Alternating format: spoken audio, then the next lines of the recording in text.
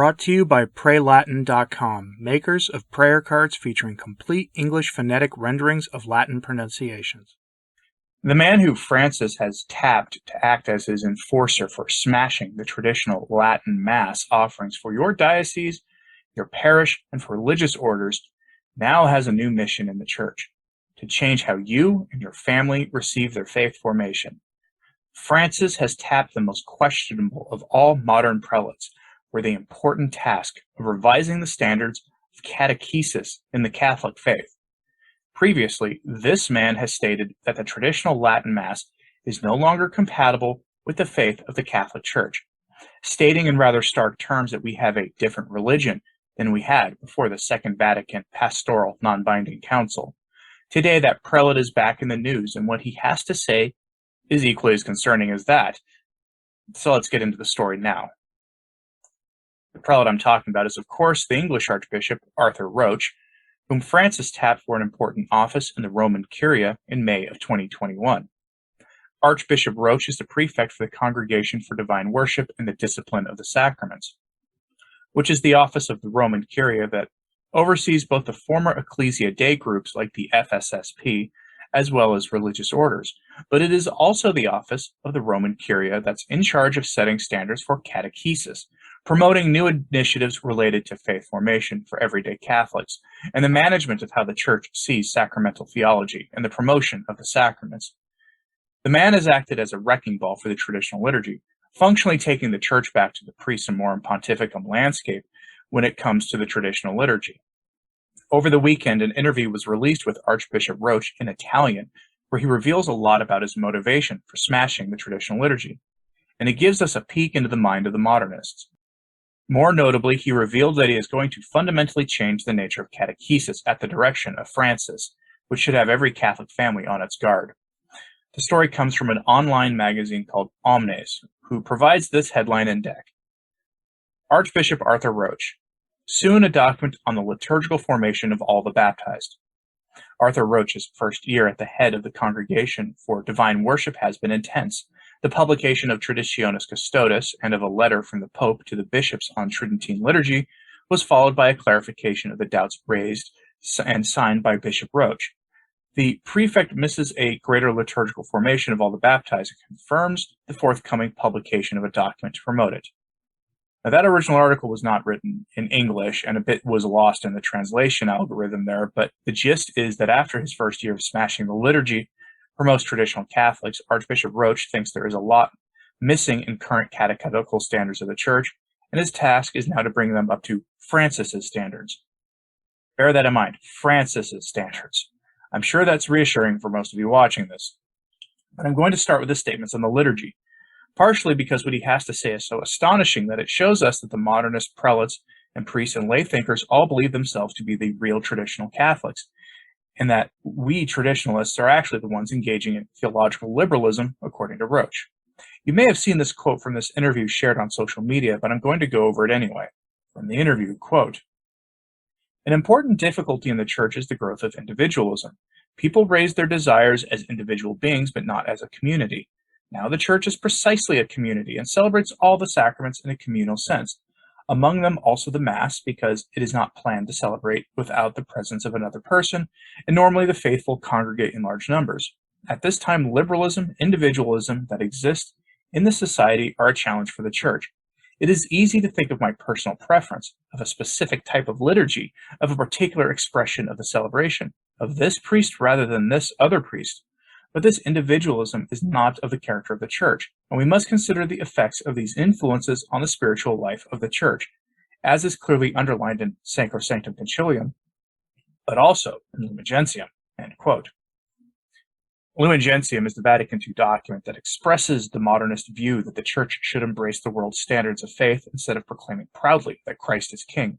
And because traditional Catholics reject notions that people have the right to be wrong about whether Christ is in fact king or not, makes us the ecclesiastical liberal individualists, according to the modernists, instead of the modernists who literally wrote a liturgy to cater to the individual whims of the clergy offering those masses and their parish communities, which are themselves formed in the individualistic values of the world. It's the entire reason why we have discussions among Catholics about how one parish will be offering clown masses, and then 2 miles away, another parish is offering reasonably reverent masses in the new form.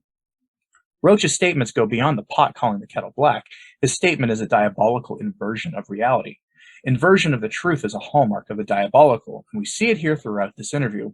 The very premise that the traditional Mass is something traditional Catholics are loyal to out of preference is itself a statement not rooted in reality in the slightest, but Roche doesn't get that, nor do the modernists, who want to flip the issue on its head by making this a discussion about obedience to lawful church authority over personal taste and preference. That isn't what this article is about primarily.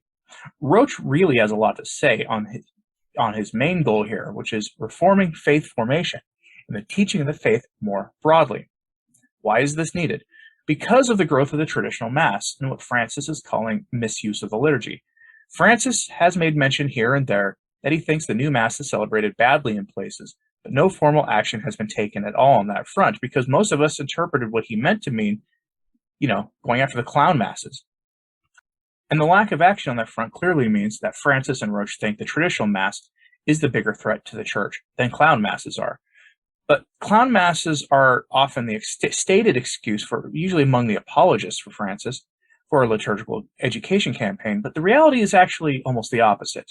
Quote, I think at this moment there is a lack of liturgical formation. It is very interesting to remember that in the years prior to the Council, there was a liturgical movement with a patristic, biblical, and ecumenical foundation, and the Council offered the possibility of a renewal of the Church, also regarding the liturgy. I think that at this moment the aim is only to comply with the rubrics of the liturgy, and that seems a bit poor to me. Theologically, the reason was the celebration of the mystery.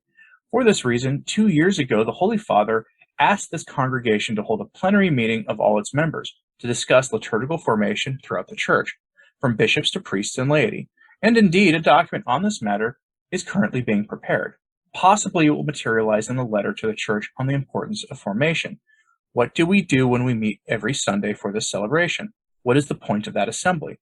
Not just an obligation to do something every week, but what do we do? What do we celebrate at that time? End quote.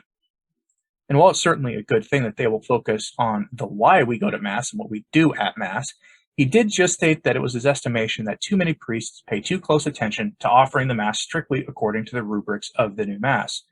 That's more than a little concerning, because if that is what he meant, then the bigger problem at hand is that they believe that the Mass should be said in a way that reflects the needs and lived experiences of the parish community. That means in some places more clown masses. Remember, the overall enemy of Francis's program here is rigidity above everything else. The real target appears to be the faith formation of the young to keep their Vatican II revolution going. Throughout the interview, Roche talks at length about the need to make what the Council called for manifest in the lives of everyday Catholics to achieve the goals of Vatican II. He actually and amazingly cites the Council of Trent as an example, where after the Council of Trent, there was difficulty in implementing the reforms of Trent across the Church. It's more than a bit disingenuous to compare the two, Vatican II and Council of Trent, to say the least, given that after Trent, Europe was engulfed in strife caused by Luther, Calvin, Zwingli, and their enablers among the nobility who wanted the power, wealth, and influence of the Church all for themselves. Roche's aim here is to make the case for the need of a new office of catechist in every parish, guided by the diocese, who is in turn guided by Rome, and by Rome he means by Francis and eventually Francis's handpicked successor. Quote, at this time, the most important things for the Episcopal Conference to define who the catechists are. It is a ministry and not just a participation in the ministry like we have in all the parishes in the world, where some people prepare the boys for First Communion, confession, etc. This is a more important ministry, but one that needs to be defined. The person who receives this ministry is a point of reference in the diocese, or the organization of programs, levels, etc., but it depends on how the bishop makes the definition. This is now the responsibility of the Episcopal conferences. They are, for example, some religious who carry out their apostolate as catechists, but this ministry is not planned for them. Even more important, it is also not intended for seminarians who are preparing for the priesthood. They receive the acolyte, the readership, and then the diaconate, but this ministry of catechist is not intended for them. It is only for the baptized in general. For the Church, it is a sign of the importance of the laity announcing the gospel and forming young people. End quote. And most of that may sound fine, except that this is the man who said before and repeats here that the Catholic faith is now different than it was before Vatican II.